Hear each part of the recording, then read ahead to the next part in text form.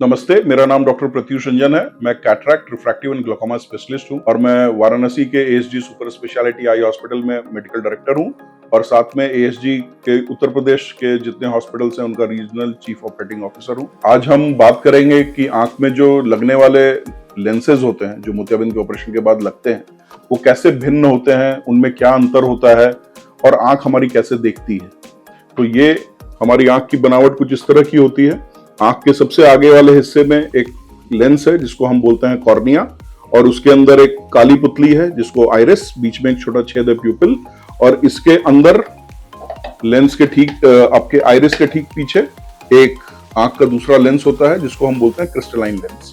इस लेंस के चारों तरफ एक मसल है जो इस लेंस को मोटा पतला करता है। तो अंदर का लेंस मन के हिसाब से मोटा पतला हो सकता है, एंड जिसकी वजह से हम हर दूरी बिना चश्मे के देख सकते हैं, क्योंकि हर दूरी देखने के लिए अलग पावर चाहिए। इसलिए बहुत सारे लोगों को आपने देखा होगा कि चश्मे में दूर और पास दोनों के अलग अलग नंबर होते हैं। तो उसी तरीके से भगवान ने इस तरह की व्यवस्था हमारे आंखों में कर दी। इन दोनों लेंस का काम है रोशनी मोड़कर मेन देखने वाली जगह में फोकस करना, और रेटिना का काम है रोशनी की तरंग को नस की तरंग बदलना। फिर सारा इंफॉर्मेशन इस नस के माध्यम से ब्रेन को जाता है और ब्रेन देखता है। तो कॉर्निया से लेके ब्रेन तक सब कुछ ठीक रहेगा तो हमें अच्छा दिखाई देगा। अब जब हम कोई मरीज हमारे पास मोतियाबिंद का आता है तो हम सिर्फ उसका मोतियाबिंद, उम्र, उसका प्रोफेशन ये नहीं देख रहे, हम उसका पूरी आंख की बनावट की भी जांच कर रहे हैं कि उसे मोतियाबिंद के अलावा और क्या क्या प्रॉब्लम्स है। तो सबसे आगे का जो स्ट्रक्चर है कॉर्निया, कई बार उसमें दाग होगा या कॉर्निया जरूरत से ज्यादा बेंड होगा तो उनको सिलिंड्रिकल नंबर आ रहे होते हैं। तो कई बार उसको ठीक करने के लिए हमको टोरिक लेंस की जरूरत पड़ती है। तो जितने भी तरह के लेंस है उनका एक टोरिक वर्जन भी आता है, यानी कि उस तरह का लेंस जिसमें सिलिंड्रिकल नंबर भी ठीक करने की शक्ति हो। तो अगर आपके आंख में चोट की वजह से दाग है तब तो टोरिक लेंस भी उसको ठीक नहीं कर सकता, पर अगर आंख की कॉर्निया की बनावट ऐसी है जो ज्यादा मुड़ी है तो उस तरह के सिलिंड्रिकल नंबर को टोरिक नंबर से ठीक किया जा सकता है। अब आंख के अंदर का जो लेंस है उसकी खासियत क्या थी? एक तो वो ट्रांसपेरेंट था, दूसरा उसमें अपने आप से मोटा पतला होने की शक्ति थी जिसको हम अकोमोडेशन कहते हैं। तो ये शक्ति एक उम्र के साथ कम होने लगती है। करीब 40-45 साल में हर आदमी को पास का चश्मा लगना शुरू होता है, तो ये मसल जो है पास देखने के लिए तन नहीं पाती, जिसकी वजह से हमको एक उम्र के बाद पास देखने के लिए चश्मे की जरूरत पड़ती है। तो जो लेंसेज हैं वो मुख्यतः 6 तरह के हैं। तो जो सबसे पहला लेंस है उसको हम बोलते हैं मोनोफोकल लेंस। तो ये एक होया कंपनी का विविनेक्स बोल के लेंस है। मोनोफोकल लेंस में एक पावर है, तो आपको एक दूरी अच्छा दिखाई देगा। कंप्यूटर और पास पढ़ने के लिए आपको चश्मा लगाना है। दूसरा तरह का जो लेंस है वो है टेक्निस का आईहेंस, एक बहुत ही इनोवेटिव लेंस है। इसने क्या किया, आप दूर अच्छा देख सकते हैं बिना चश्मे के, कंप्यूटर दूरी या टीवी भी बिना चश्मे के देख सकते हैं, यानी इंटरमीडिएट विजन भी आपका कवर हो जाता है बिना चश्मे के, और पास देखने के लिए आपको कुछ चश्मा लगना पड़ता है। जब मोनोफोकल लेंस में आप पास देखने के लिए 2.5 नंबर का चश्मा लगाते हो, इस लेंस में आप पास देखने के लिए करीब 1.5 या 1.25 नंबर का चश्मा लगाते हो। इसके बाद जो 2 तरह के लेंस हैं उनको हम रिंग्ड लेंसेज बोलते हैं या मल्टीफोकल लेंस बोलते हैं। तो मल्टीफोकल लेंस एक ग्रुप का नाम है, वो किसी लेंस का नाम नहीं है। तो मल्टीफोकल में एक बाइफोकल लेंस होता है जो ये जाइस का एक लीजा है, और एक ट्राइफोकल लेंस होता है जो एल्कॉन का ये पेनॉप्टिक्स है। तो इस तरह के लेंसों में रिंग होते हैं और उन रिंग में अलग अलग पावर जोन्स होते हैं। तो कुछ बाइफोकल में जो लेंस होता है उसमें 2 तरह का पावर होता है, एक दूर देखने का, एक पास देखने का। और जिन लोगों को कंप्यूटर में ज्यादा काम करना होता है इस तरह के लेंस से दिक्कत होने लगेगी, बिकॉज उनको दूर बीच का जो कंप्यूटर डिस्टेंस है वो अच्छा नहीं दिखाई देगा।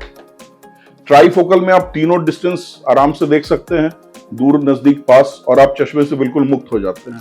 तो ये एक बहुत ही अच्छा लेंस है ट्राइफोकल, जिससे आपको दूर, नजदीक, पास सब बिना चश्मे के दिखता है। पर इन दोनों लेंस का प्रॉब्लम क्या है कि ये रिंग्ड लेंस है, इनमें रिंग बना है। इन रिंग की वजह से हम पावर को अलग अलग जोन्स में डिवाइड कर पाते हैं, लेकिन इसका दुष्परिणाम यह है कि आपका कॉन्ट्रास्ट घट जाता है, यानी लाइट का पूरा यूटिलाइजेशन ढंग से नहीं हो पाता, और जितनी लाइट आंख में जाती है वो सारा देखने के काम में, उस चीज को देखने के काम में यूज नहीं हो पाती। दूसरा, रात को गाड़ी चलाने से सामने से रोशनी आएगी, आपको उस रिंग का शैडो दिखना शुरू होगा, तो आपको रात को ग्लेयर, हैलोज, इस तरह का भी चांस होता है। धीरे धीरे नई टेक्नोलॉजीज के साथ ये ग्लेयर होने के चांस कम हो गए हैं, पर फिर भी बहुत सारे मरीज हमारे ऐसे आ जाते हैं जिनको ये लेंस लगने के बाद इस तरह की प्रॉब्लम्स होती है। तीसरे तरह का जो लेंस है काफी इनोवेटिव, एल्कॉन का वीवीटी लेंस आया जिसको हम ईडॉफ लेंस बोलते हैं। अभी तक क्या हो रहा था कि लाइट एक जगह पे फोकस हो रही थी, ईडॉफ लेंस में वो लाइट एक जोन में फोकस होती है, तो एक सीमलेस विजन डिस्टेंस से नियर तक दे रहा होता है। तो वीवीटी लेंस ने बहुत अच्छा काम किया और इसकी वजह से आप दूर अच्छा देख सकते हैं, पास अच्छा देख सकते हैं और इंटरमीडिएट यानी कंप्यूटर दूरी भी बहुत अच्छा देख सकते हैं। पर पास का बहुत महीन अक्षर देखने के लिए आपको इस लेंस में कुछ चश्मा लगेगा। तो इसमें जनरली आपको 0.75 या 1 नंबर का चश्मा पास देखने के लिए लग जाता है। उसके बाद जो इनोवेटिव डिजाइन आया, जो रियली मेरे प्रैक्टिस को पूरी तरह चेंज कर दिया, वो है प्योर-सी। प्योर-सी एक लिटरली बहुत ही इनोवेटिव आइडिया है।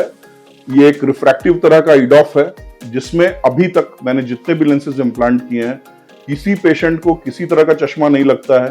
दूर पास सब बिना चश्मे के उसको दिखाई देता है। लेंस में किसी तरह का रिंग नहीं है, तो आपको कोई कॉन्ट्रास्ट डाउन नहीं हो रहा, आपको रात को गाड़ी चलाने में कोई दिक्कत नहीं हो रही।